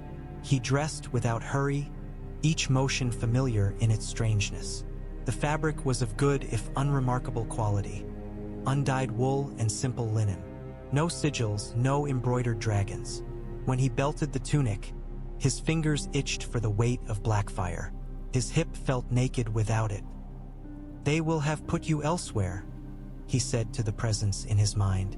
"Pieces of you on display, like trophies." Yes, the knot voice darkened. "My head in their hall, my teeth under their boots. They walk past and do not hear." The last one with sense enough to look lingered. He will return. A flicker of an image, Pate's wide eyes, his soot-smudged face, his raw-throated scream, crossed Aegon's mind. Not his own memory, but Balerion's borrowed one. "A boy," Aegon said. "A seed," Balerion replied. "Seeds burn well if tended." A knock sounded at the door. It was tentative, as if the knocker half hoped there would be no answer. Aegon considered ignoring it, then laughed softly. "Let us see what grows from this," he said. He opened the door. The boy outside could not have seen 15 name days. He balanced a tray on one hand. A heel of bread, a wedge of hard cheese, a wooden bowl of porridge gone slightly congealed, a cup of watered ale. His other hand hung limp at his side. His eyes were very round. My lord," he stammered after a moment. I brought food," Aegon supplied. He stepped aside. "Bring it in." The boy obeyed in the automatic way of the well-trained, feet moving before sense caught up. He set the tray on the small table, hands trembling just enough that the cup rattled. When he straightened, he did not quite meet Aegon's gaze. "What is your name?" Aegon asked. "Edric Lord." The boy swallowed. "Edric Storm." Storm. The name stirred echoes. Oris again, and the bastard line that had grown from him in the centuries that followed.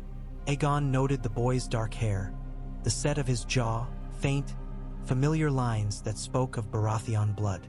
"Storm," he repeated. "Bastard of a Baratheon?" The boy flinched. His eyes darted to the door, as if expecting someone to appear. "My father was Robert Baratheon," he said. "The king. I'm in Lord Stannis's care." So the usurper's whelp, Aegon thought. Or one of them. On the board of his mind, pieces shuffled. The bastard of a stag, left in the keep of the stag's stern brother. A red priestess who spoke of a promised prince. An island steeped in dragon sorcery. "Lord Stannis knows I'm here?" Aegon asked. Edric hesitated. The red woman said, "He's not to be troubled until she says. She said you were a guest of the Lord of Light." His cheeks colored as he spoke the last words, as if they tasted strange. "Does he fear her?" Aegon asked. The boy's eyes widened. "I don't know, Lord." "He does," Balerion murmured in his mind. "Men fear what they do not command. So they always have," Aegon said aloud, half to himself. He sat on the chair, more to put the boy at ease than from fatigue. "Tell me, Edric Storm, what do they say of Aegon the Conqueror in the halls above?" The boy blinked. He had not expected the question. They say you rode the Black Dread across the narrow sea," he said slowly. "That you burned Harrenhal and made the kings bend the knee. That you forged the Iron Throne from their swords." He swallowed. "Some say you were cruel. Some say you were fair. The singers say all sorts. Do they say how it ended?" Aegon asked. He knew vaguely. A sickness, a bed of pain. But he wanted to hear the world's memory of his last days. "Maester says you died in your bed," Edric said. "Worn out with years." He shrugged, then seemed to remember who he was shrugging at and tensed. "Not many kings get that," he says. Aegon laughed softly. "No," he agreed. "Not many." He sent the boy away soon after, with orders to return later and to tell no one he had woken save the Red Woman. Edric fled like a colt let loose, tray under one arm. Left alone, Aegon ate mechanically. The porridge was bland, the bread stale, the cheese sharp. He barely tasted it. His mind walked Dragonstone's halls in memory. He had lived here before the Conquest, paced these same stones while plotting which kings to strike first, where to land, which bannermen to trust. He had leaned over the painted table until his shoulders ached, learning the shape of a continent he had never walked as a man. Every corridor, every stair had its ghost in his recollection. Now, when he left his chamber and walked, ghost and present overlapped. Some things were the same. The air was still warmer in the lower halls than the upper, steeped in the island's breath. The dragons carved into the walls still glared and coiled and leered.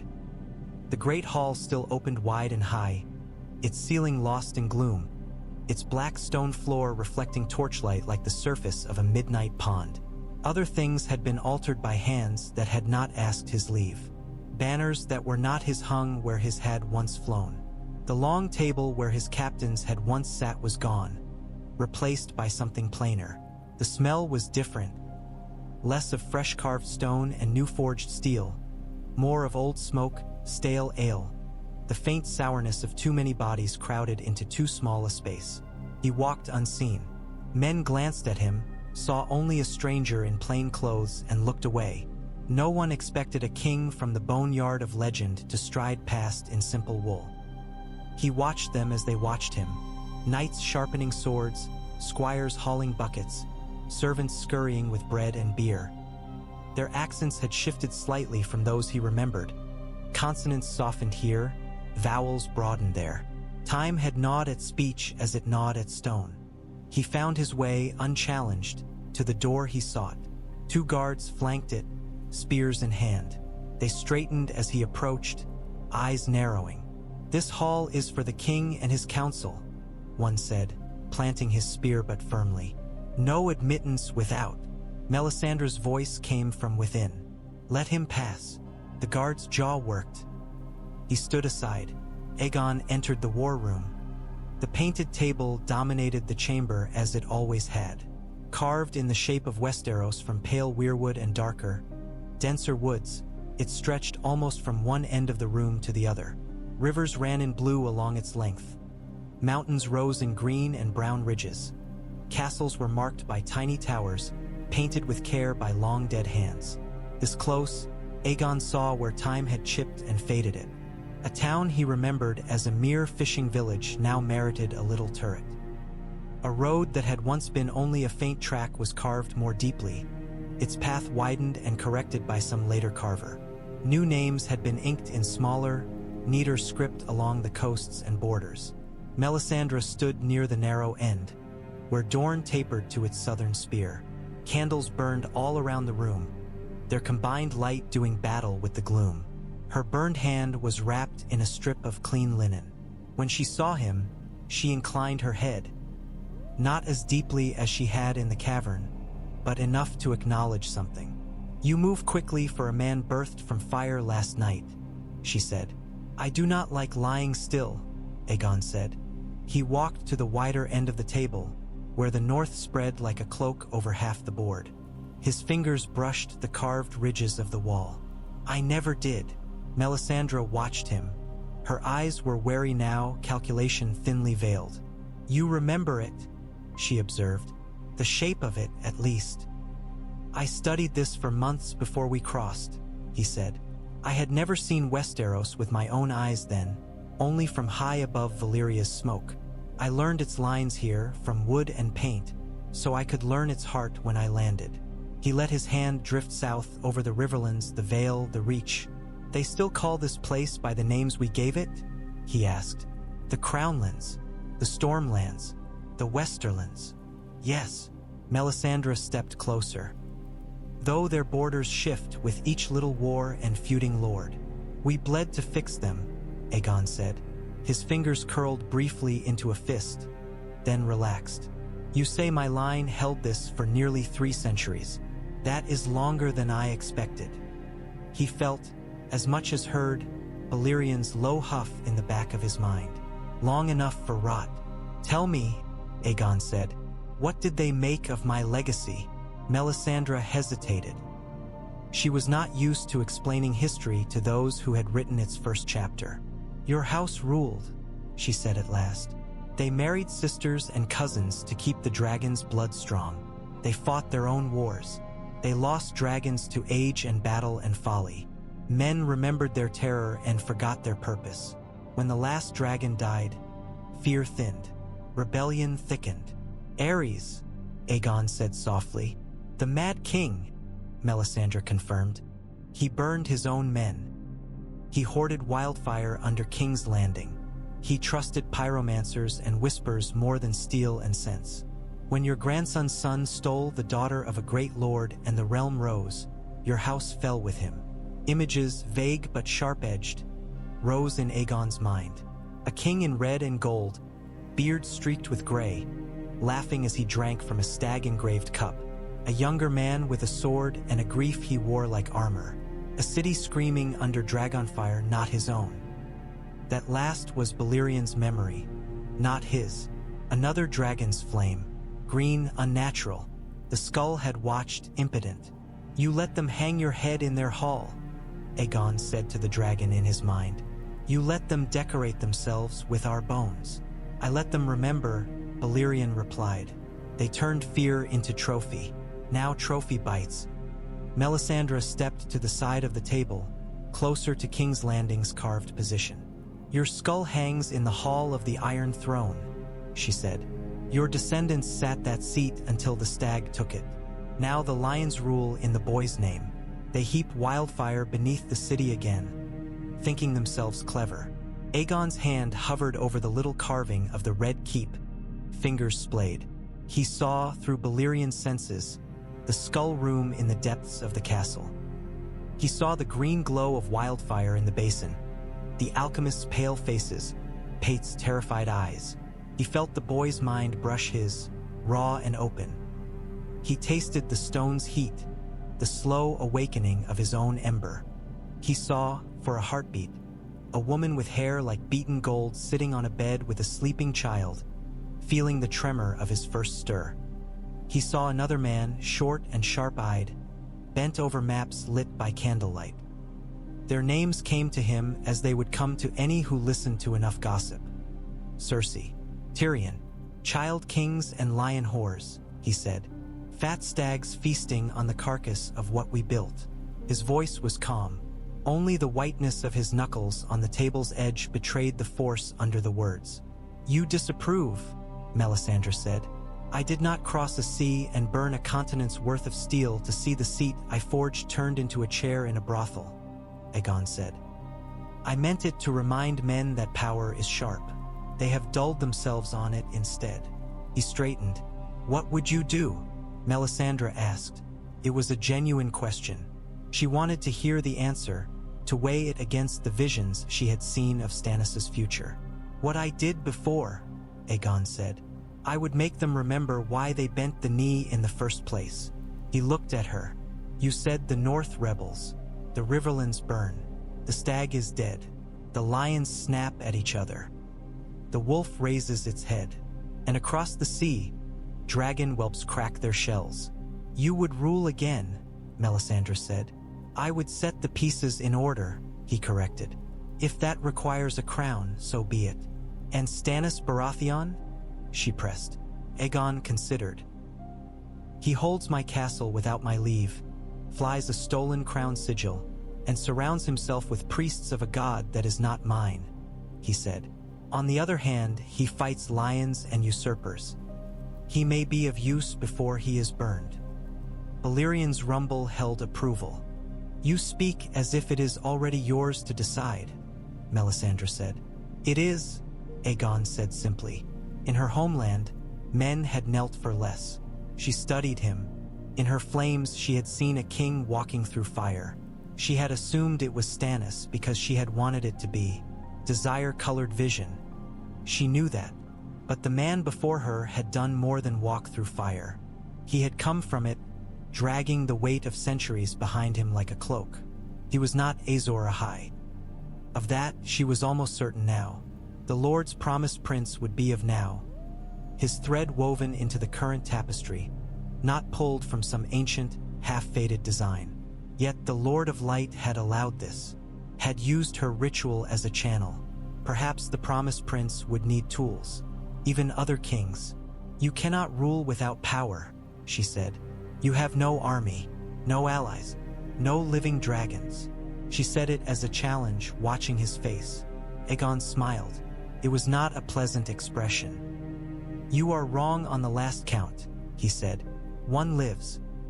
He merely grows back toward his bones." The floor seemed to tilt, just slightly, under Melisandre's feet. "You mean Balerion," Aegon said. "You saw his shadow in your fire.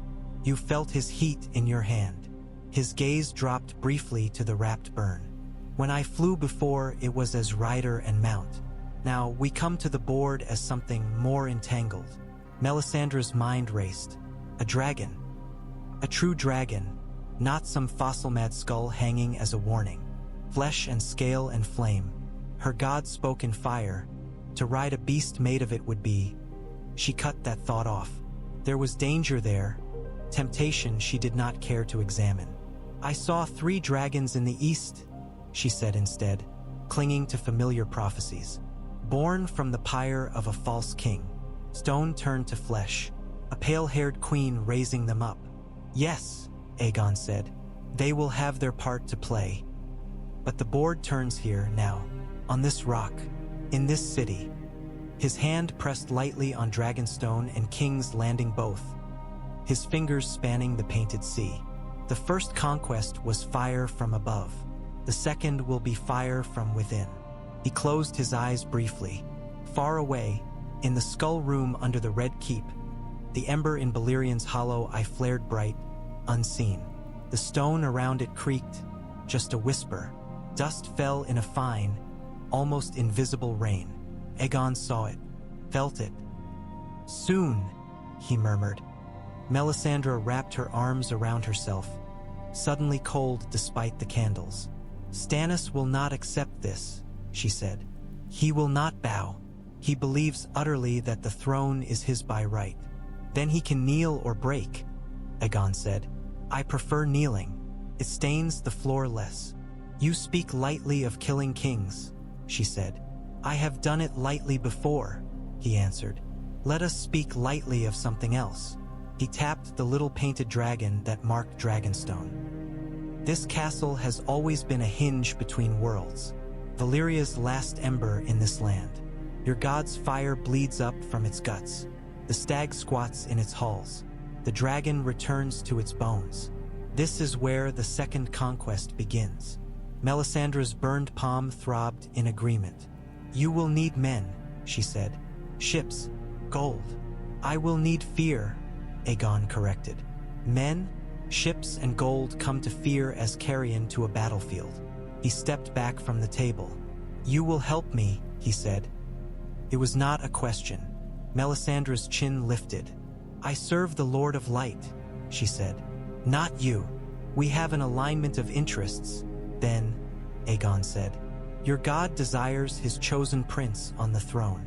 To do that, the board must be swept of lesser pieces. I am very good at sweeping boards." His eyes gleamed. "And if your god wishes me burned when I am done, he may try." It was blasphemy. It was also, in some dark corner of her, exhilarating. He left the war room by a side door that opened onto a balcony carved into the castle's outer face. The wind hit him at once, cold and salty, tugging at his clothes, snarling his hair. The sea stretched away, gray under the morning clouds. The horizon was a thin, pale line. He stepped to the edge. Dragonstone fell sheer below, its carved dragons snarling at the waves. Spray burst against the cliffs, sending fine mist up to kiss his face. Once, long ago, he had stood here with Balerion perched on a rocky outcrop far below, great head raised, eyes on the same horizon. He had felt the dragon's muscles bunch as they leapt together, rider and mount, into the sky. Now there was only rock and air. "Not for long," Balerion murmured. The echo of stone and skull in the Red Keep was not enough to contain him anymore. The wildfire's tickle, the red woman's brazier, the boy's fear, they had all fed him. Memory became ember, ember became spark. In the deep places beneath Dragonstone, in vents where no man had ever walked, heat gathered. "You will come to me," Aegon said softly. "Always," the dragon replied. "I am yours as you are mine." He looked north, toward where he knew King's Landing lay beyond sight. He saw, in his mind's eye, the Red Keep's jagged silhouette, the Skull Room's locked door, the thrones and councils and petty intrigues coiled around them like vermin in grain. "They will not know you until you darken their sky," he said. "That is how they learned before," Balerion said. "It is a good lesson. We will teach it again." Below, a wave larger than the rest smashed itself against the cliff, sending up a plume of spray that reached almost to the balcony. The wind seized it, flung it in Aegon's face. Cold water and the faint warmth of the island's breath met on his skin. He closed his eyes and let it wash over him. When he opened them again, the world felt sharper, clearer. The board lay before him in all its messy, flawed sprawl. In the east, a dragon queen hatched her whelps. In the north, a wolf carved his own crown from ice and blood. In the capital, lions snapped and stag bastards whispered, and under their feet an ember grew hotter in an ancient skull. In the stone drum, men swore oaths to a stag king they thought chosen by a god. A red woman weighed the value of a legend against a prophecy. A bastard boy carried bread to a man from songs. And on this balcony, Aegon Targaryen, first of his name, born once in smoke and salt and once more in stranger fire, drew his first true breath in a world remade. He smiled. "Let us see," he said, to the sea, to the wind, to the dragon in his mind and the god in the priestess's fire, whose flames burn brightest.